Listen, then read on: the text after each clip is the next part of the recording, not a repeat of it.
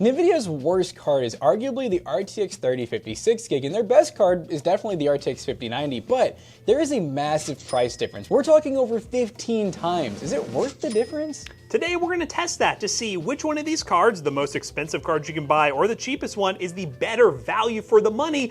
It might be an interesting answer to that question. We'll talk about that after a word from today's sponsor. Today's video is sponsored by our friends at ASRock and their X870 Nova Wi-Fi motherboard. This motherboard rocks a super clean black and purple aesthetic with an 18+2+1 power phase design, with SPS Smart Power Stage to monitor and optimize power delivery, support for 2 Gen 5 M.2 slots, 36-watt power delivery charging for your devices, and support for Wi-Fi 7 out of the box for a super fast Wi-Fi experience, along with 5 gigabit LAN for super fast direct connection. We recently built a gaming PC around this motherboard and it turned out absolutely beautiful, and we were very impressed with the performance and looks it provided for our PC build. And you can learn more about the ASRock X870 Nova Wi-Fi by checking the links down below. A big thanks again to ASRock for sponsoring today's video. Now let's get back to the video, shall we? So for testing, we have the RTX 3050 6GB from Paladin, and this is actually the cheapest one you can buy. We're talking $155, which is pretty insane for a new GPU. So as you can see, it's very basic looking. I mean, single fan, these are Gen 4x8 graphics cards. They have 6 gigs of GDDR6 memory, and you get some basic display out, typically 3 ports, an HDMI DisplayPort and a DVI. And of course, compared to the RTX 3050 8GB, this card is a lot newer. This one actually came out February of 2024, so not super dated just yet. Now we have the 5090 that everyone knows and loves with its 32 gigs of GDDR7 VRAM. It's a really awesome beefy GPU, and the one we have right here is an Asus TUF model, but the price we're going to use is kind of the average price you can get for the cheapest 5090 on the market, because we went with the cheapest 3050 6GB, so we're going to use that for the price for this one. And I will say the 5090 price has gone down a lot over the past couple of months, so we're going to use a price point of $2,400. We saw a gigabyte model you can get pretty easily for that price point, some for 25, some for 26, but we're going to go with $2,400 for this video to use that as the price for the 5090. And with this TUF model, we have a bunch of video out. We have 3 DisplayPort and 2 HDMI. This is a very thick 3-fan card, which is just for comparison real quick. This is what we're working with. I never realized how like stupid this part looks on these big, like, show that to the camera. It just looks dumb. It just looks, it's so interesting, so goofy, but big ass card. That's what this thing is, ladies and gentlemen. And it pulls like up to 500 watts, really awesome GPU, but it is, again, $2,400. And the main focus of today's video is we're going to see what is the FPS per dollar we get versus the 2 GPUs. Yes, we know that this is going to be a better GPU. If this video was these... I'm just laughing because honestly, these are the comments we get. We know this is a better GPU than this one, but we just want to know how much FPS are we getting for our money? Is actually spending top of the line money going to get you the best return on your investment, or is going budget going to get you a better return on investment? Honestly, the answer is probably somewhere in the middle, but this video is a good little dramatic video to show you guys the difference between the most expensive versus the cheapest. Now, let's talk about the test bench we will be using to test these 2 GPUs and dive into testing. For our Toasty Bros test bench, we have the Ryzen 7 9800X3D 8-core 16-threaded processor. And to cool the CPU, we're using the Asus ROG Strix LC3 360mm AIO. The motherboard is an Asus TUF Gaming B850 Plus Wi-Fi DDR5 board. We have 32 gigs of Team Group Delta RGB 6000 MHz CL28 RAM. Our NVMe is a 4TB Lexar NM790 Gen 4 SSD. We have plenty of power with the Asus TUF 1200 watt power supply that is fully modular and ATX 3.1 ready. Our case is the Asus TUF GT502, which is a pretty large full tower case, and then we loaded it with Asus TUF TR120mm ARGB fans. So now that we talked about our test bench, we're going to put our worst GPU and our best GPU inside of our best test bench in game. Alright guys, we had to start off with the underdog, the RTX 3050. Now, specifically we have the Paladin. A Peloton? Yeah, so this is a 3056 gig GDDR6, and they're $155, which I know y'all hate the 3056 gig, but my gosh, I love that price. So we're trying to run Oblivion Remaster at 1080p. Okay, so uncapped frame rate, FOV's up a little bit, medium overall quality. We have ray tracing on, which, my gosh, it's a horrible... these are RTX cards. Yep. A little bit of anti-aliasing on, and then Nvidia Reflex is on. Not going to be amazing. Not amazing. So right now, we're getting 15 to 20 FPS. Not playable. Not playable by any means. We'll definitely, with most of the games probably, we'll try out some other settings too. Surprisingly, in some parts, we're smoothing a little bit, but still not playable. We're using 21 gigs of RAM. I love that. And check it out. We're doing what we want. Our 3056 gig is pretty much maxed out. We're using all of our VRAM. I think we are borrowing RAM for... We probably are. Because we're right at 6, so we're using 20 gigs of RAM, which seems really high.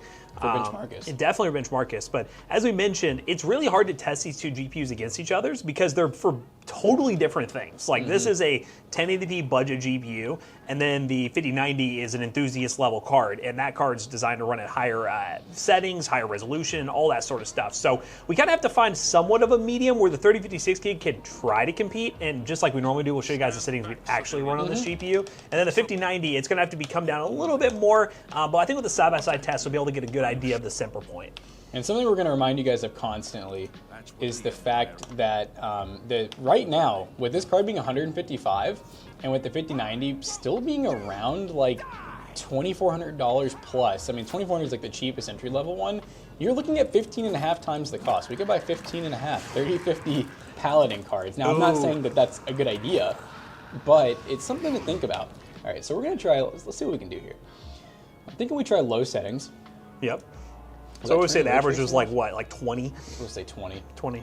So low settings. You know, this is an Nvidia card, so let's try some DLSS, some performance.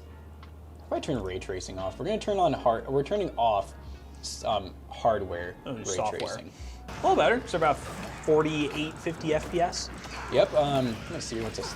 Oh wow, we're gonna get a full reset. Bitch Marcus is dead. No! Oh no. Okay, so right now we're running 1080p.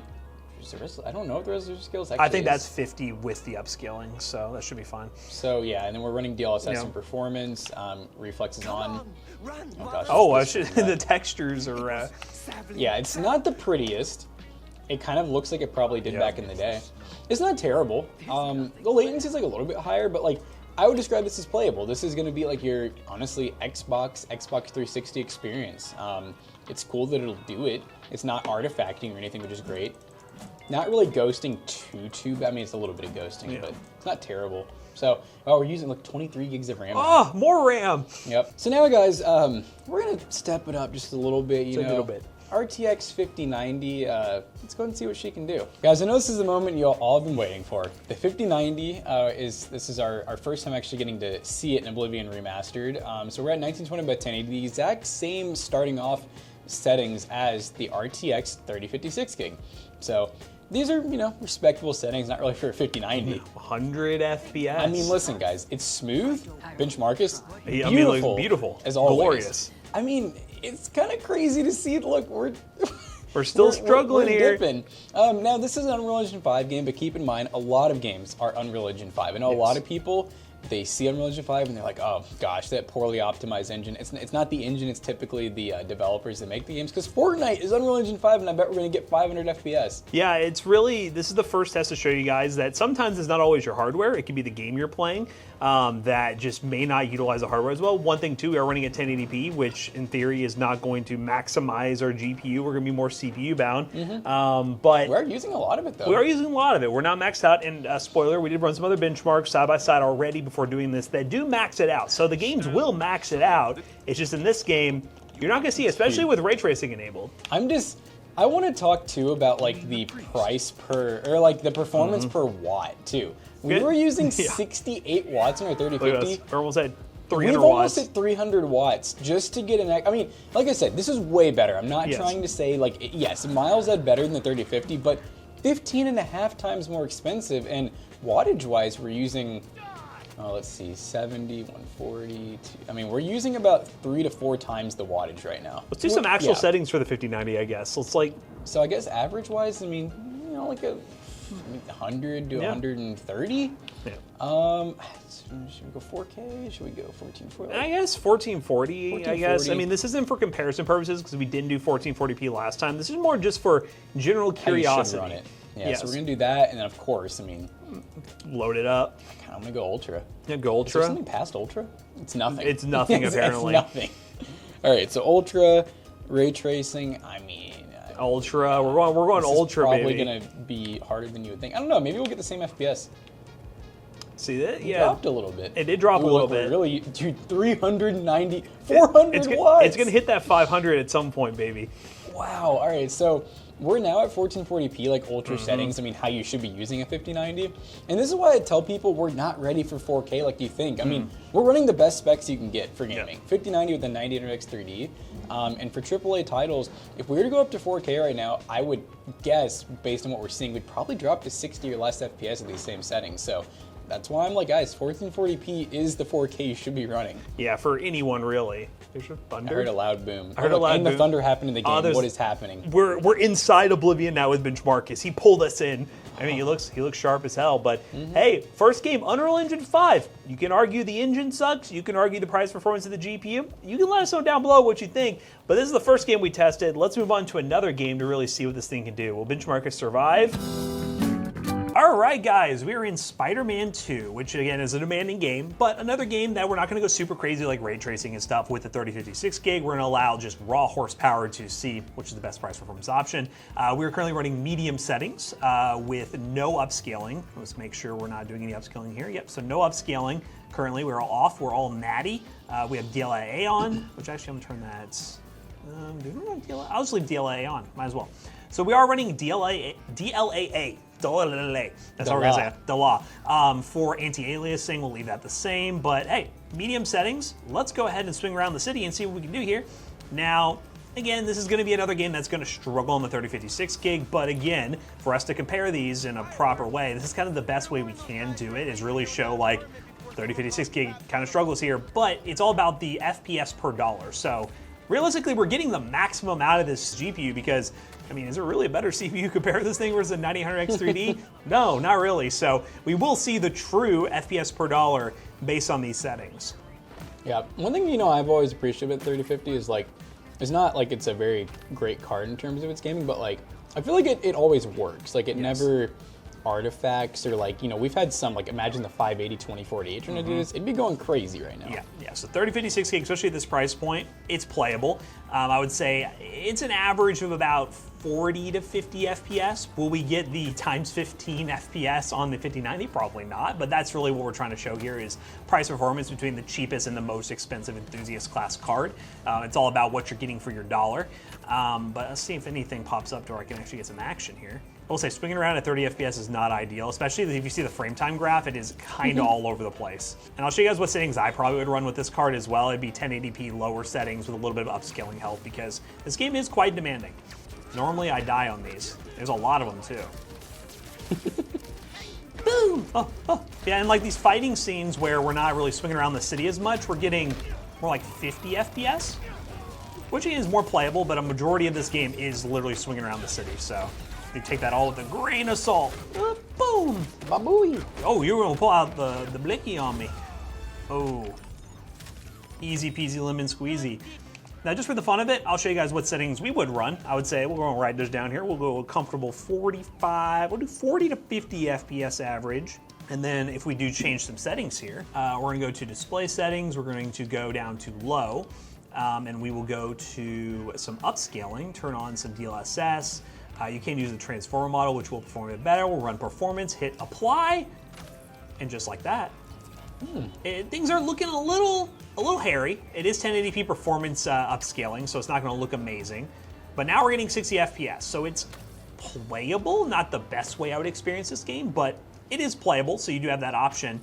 But hey, let's see what the 5090 can do. I feel like the 5090 is going to do really well, but it's all about, is it that much better for your dollar? Let's find out. All right, guys, we are now on the 5090 in Spider-Man 2. And before, just referencing some of my notes here, we were getting about 40 to 50 FPS on average running these settings. And we're currently at the same settings, medium settings, DLNA set to legacy. I said it right this time because I have 5090 processing power, guys. That's exactly why.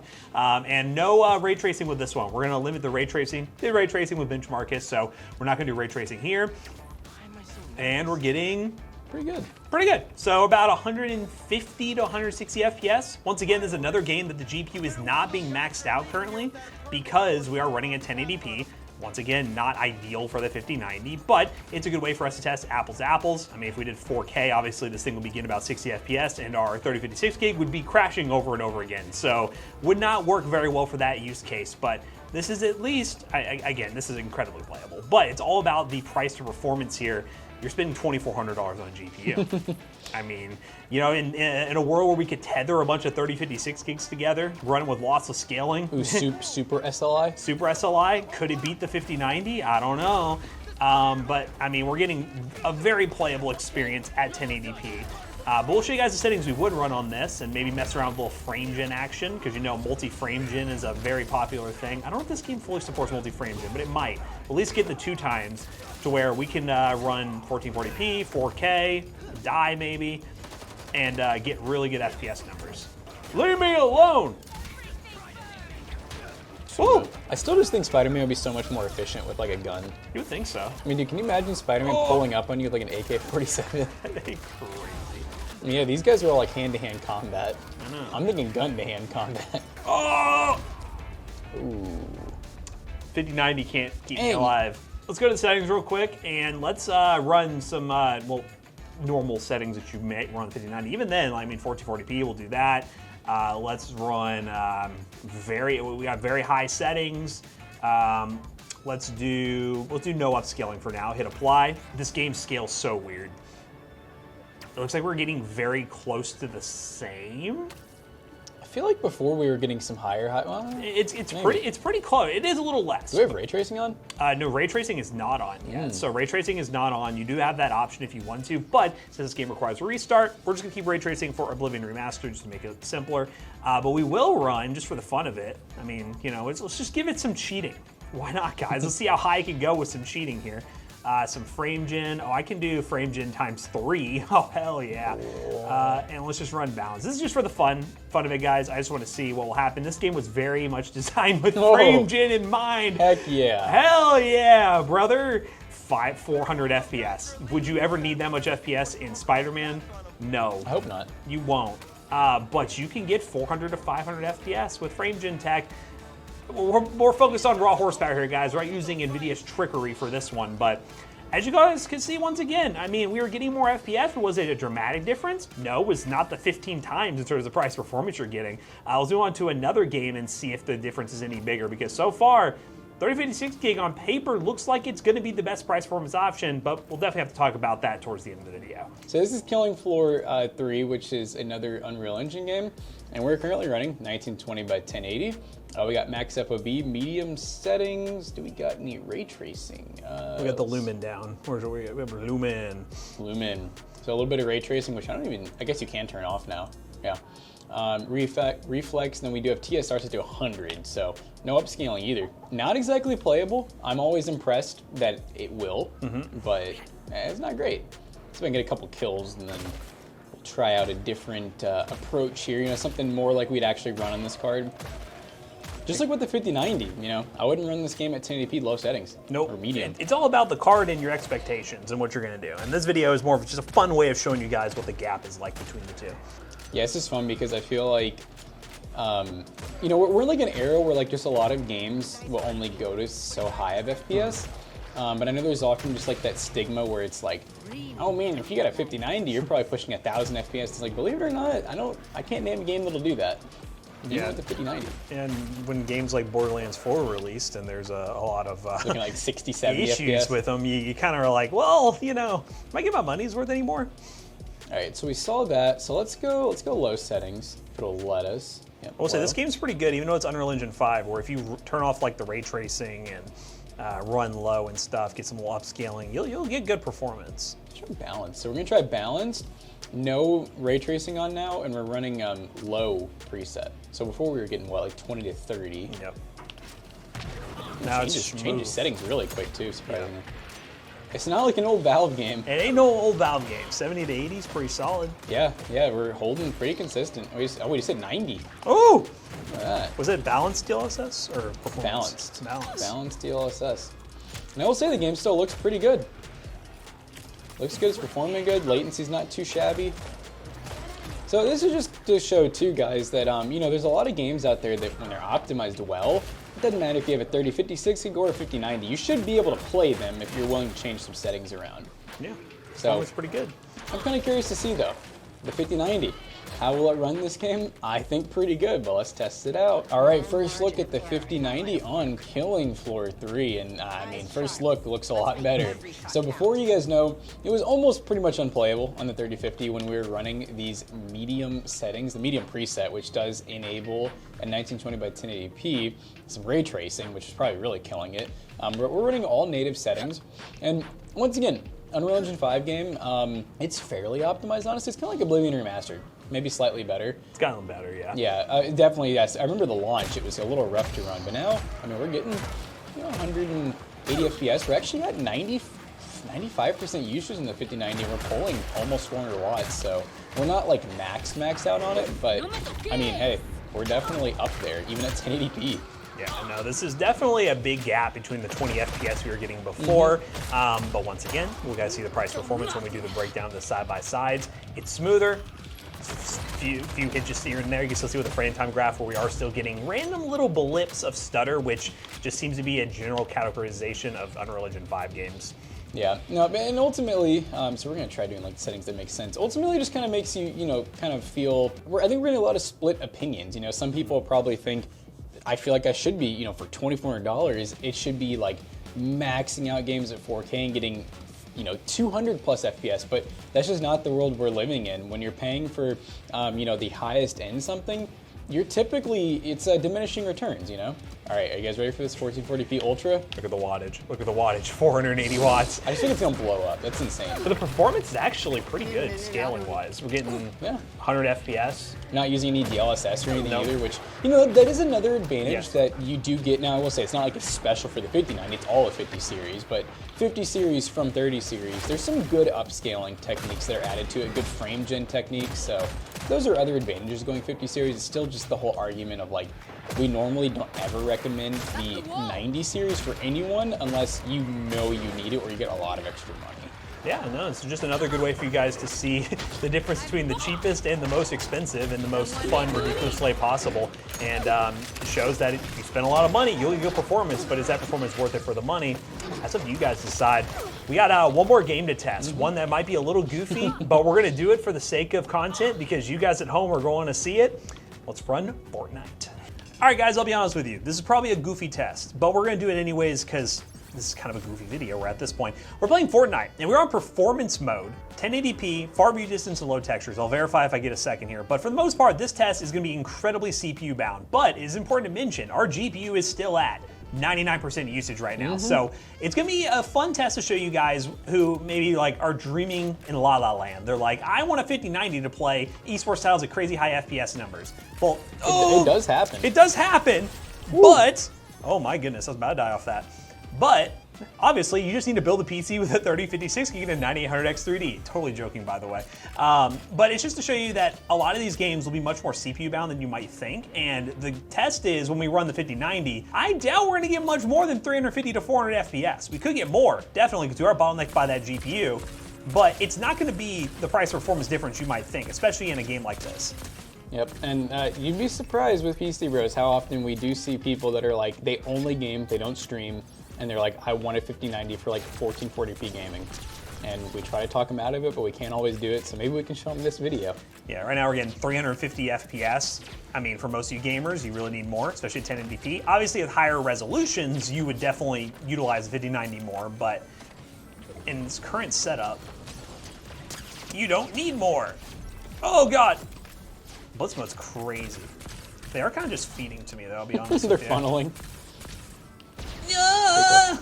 His legs are pretty big.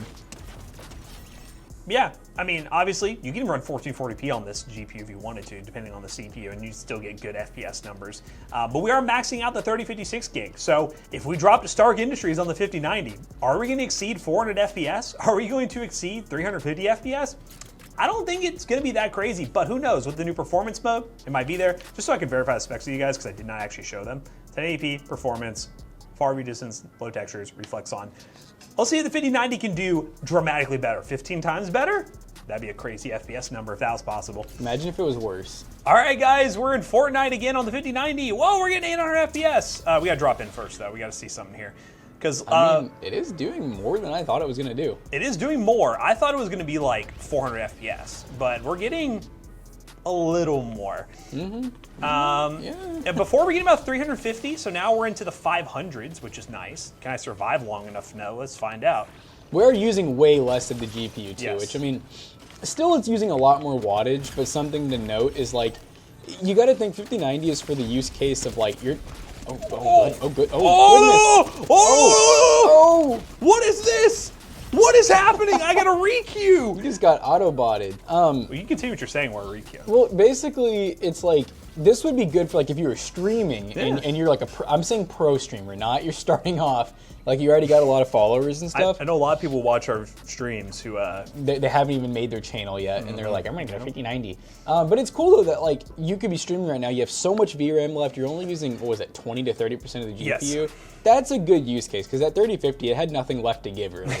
It was giving its all. It had nothing else. But, you know, 5090, you know, there is a difference here. So we'll drop in again. You know, that was the first drop. Maybe we'll get 1,000 FPS. Who knows? We'll run the, what was it? Someone throw it away? All right, I'm landing in and still holding the same FPS. This is kind of a crazy setup going on here. I got like super jump. Big jumps, yeah. Yeah, what's going on here? Ooh, the auto targeting's about to go crazy. Oh! Potentially. Come here! Yeah! Gridlocked. Pito is such a terror to behold. But yeah, 200 FPS. Is that worth going from $155 to $2,400? No. And also, again, with the CPU that we have, no one's doing a 3056 gig with the 9000X 3D, and I think that CPU was doing a lot of the heavy lifting to get that 300 FPS mark that we were getting with the 3056 gig. Pair that with a more budget CPU, you're probably still looking at 100 plus FPS, but not 300 plus FPS. So again, this is just a game we like to throw in because when you think games and the people who watch our videos, they're always like, how does it run Fortnite? And this is how it runs Fortnite if you do have the 5090 and the 9800X 3D at 1080p. I'm really not gonna change the settings on this because more or less this is what you guys at home, even if you had these specs, are probably gonna play. Maybe higher resolution, I sure hope at least 1440p. But Peter has never performed and looks so good. Let's run side-by-side benchmarks. That's kind of what you're here for. We'll get some simple point calculations based on those and come to a conclusion. Which one is the best price to performance? Talk about it. All right, guys, now that we finished our Let's Play benchmarks, which again is not the most technical way to see the FPS per dollar, we're actually gonna figure out that number now after we showed you guys some live action gameplay with some side-by-side benchmarks, and we'll use the FPS numbers we get to calculate an FPS per dollar average so you guys at home can see what the difference is between these two GPUs, the enthusiast class and the ultra budget class. The games we tested are as follows. We have Forza Horizon 5, we have Marvel Rivals, we have CS2, 30 Mark Time Spy, and 30 Mark Steel Nomad. Now the first thing we're gonna do is just go over all the benchmarks as a whole and give you all the average FPS and results from each test. And at the end, we'll show you guys what the FPS per dollar results were between these two GPUs so you guys can get a clearer picture on which one is the better value. Again, with a bunch of caveats that we will talk about at the end of this video. This is not definitive in any way. First up, Forza Horizon 5. We ran this at 1080p high settings. With the RTX 3056 gig, we had an average of 97 FPS, while with the RTX 5090, we got an average of 357 FPS. Now, we're definitely not getting 15 times the FPS here, so you might be able to tell which one is better in terms of price to performance, but we are getting crazy high FPS numbers, and I would imagine with the combo we have, you scale that up to 1440p or even 4K with the RTX 5090, you'll have no problems getting about 200 plus FPS here, and the 3056 gig can play this game perfectly fine. You can run lower details and get even more FPS, but in a racing game, as long as you're getting 60 plus FPS, you're having a pretty good time. Next up, a game that's not going to be great for the 3056 gig, Marvel Rivals. At 1080p medium settings with native resolution, no upscaling, we end up with an average of 44 FPS with 1% low at 34, while the RTX 5090, we end up with an average of 246 FPS with 1% low of 159. I will say, this is one where the high FPS numbers on the 5090 was not as high as I thought they would be. I was expecting like 300 plus FPS, but at 200, I mean, it's still very impressive, but for the amount of money you're paying for this GPU, it's not absolutely amazing. Again, this is an esports title, but it does max out both GPUs very well, so we're really seeing the max power of these GPUs at this resolution, and I was really hoping for some higher FPS from the 5090, especially with how much money we're paying for this graphics card. Next up, CS2. We ran this on high settings, 1080p, to really try to maximize the GPU usage here, because no matter what we do, CS2 is going to be a very CPU-bound game, but we have the same CPU in both systems, and both GPUs seem to get close to maxed out when running this benchmark, so it is still a good test to show you guys what numbers we got. And with a 3056 gig, we had an average of 158.8 FPS with a 1% low of 74, while the 5090 got an awesome average of 778 FPS with a 1% low of 265. Now, this is kind of the gap I was expecting for a lot of the benchmarks, but it hasn't been the case depending on what game engine we're playing or what kind of game we're playing. But this gap seems to be really massive, and even at 1080p, it's looking like a pretty big difference here. Now let's do our 30 mark time spy score, which we normally do for the cent per point calculation, and we're just going to be using the GPU score because the CPU is the constant here. And with the 3056 gig, we got a GPU score of 4,737, which ends up being a 0.0327 cent per point score, while the RTX 5090 ended up with a score of 48,988, which ends up being a 0.0490 cent per point score, which, once again, even though this had a massive GPU score, it doesn't seem to be the best in terms of price performance. But again, we'll get to that towards the end of the video. And then Steel Nomad, a new benchmark that's on 3D Mark that really stressed has high-end GPUs. The RTX 3050 really struggled with this benchmark, to be expected, only getting an average FPS at 9.81 FPS, while the 5090 got an average of 141.76 FPS. Now for the grand reveal to see which GPU is the best price performance option. Drumroll please. The 3056 gig won every single test. It was the best option in terms of FPS per dollar, which, if you guys saw the Let's Play benchmarks, you would not be surprised. And if you're following along at home doing the math, you would have not been surprised as well. But the 3056 gig, even though it is the cheaper option, delivers better FPS per dollar. I'll be honest though, I really think this is more to do with the 5090 being an enthusiast class GPU with that enthusiast class price, rather than the 3056 gig being a budget deal of a GPU. It's a good solid GPU for what you're doing. It is $155, specifically the model we got is $155, but I think it's more to say how crazy expensive the 5090 is, even with the adjusted pricing for what you're getting for the money. And that's really no surprise to anyone. The 5090 is an enthusiast GPU. It's for those who don't care about FPS per dollar. They just want the latest and greatest, and Nvidia can charge whatever they want because people are going to buy it. While the 3056 gig is for those who are balling on a budget and they want to slap in an office PC or build a really cheap all new parts computer, and that normally ends up being better FPS per dollar. Even though it is a hated GPU,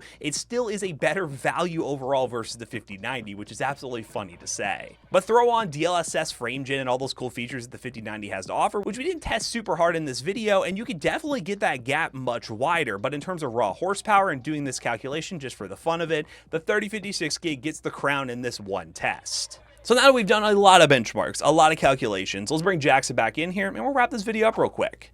That was a lot of benchmarking, guys. And it was interesting to see that I normally don't have the 5090 very high in my head in terms of price to performance, but hey, it actually did really awesome in some games. I mean, Fortnite, we were getting like 500 plus FPS, but it's interesting to see that the 3056 gig does offer some really good price to performance, and that's just an obvious thing, diminishing returns on the 5090. And obviously the 5090 is an enthusiast level GPU. This thing right here is basically an office PC upgrade graphics card. So these are two totally different graphics cards for two totally different customer bases. So you do have to keep that in mind. There's a bit of nuance here when it comes to which one is the better value for you. If you're somebody wanting just to do 4K max settings and all the cool bells and whistles that Nvidia offers, obviously the 5090 is going to be the best option. You're not even looking at the 3056 gig. But for a sake of just showing you guys side by side what the cheapest versus the best can do and which one is the better bang for buck, you're getting more for your money by spending money on the 3056 gig. But we want to hear from you guys. Which one do you like the most? Do you think this is the best value? Do you think the 5090 is the best value? Let us know in the comments down below. And if you want to buy a 5090 or one of these graphics cards, link in the description down below or fill links, and they will help us out. But yeah, guys, we want you to let us know down below what other type of testing do you want to see? Do you want to see more AMD and more Nvidia card comparisons? Let us know in the comments and maybe we'll listen. But guys, we hope you enjoyed today's video and hopefully you learned something. If you did, make sure you check out our other two YouTube channels and also our twitch.tv/toastybros, and don't forget to like, comment, and subscribe. See you guys on the next one. Bye-bye. Now, at PCBros.tech, we got builds of 5090s, we got builds with 3050s, we got them all. So make sure you check out PC Bros. PCBros.tech. You can buy a high-end PC or a budget PC. Jonah's arms are like really far out right now, and I don't know why. Hopefully that looks good on camera. It looks really weird from my point of view. But use code ToastyBros on checkout. You will save 3% of your next purchase. See you guys later. Goodbye. That's what it looks like.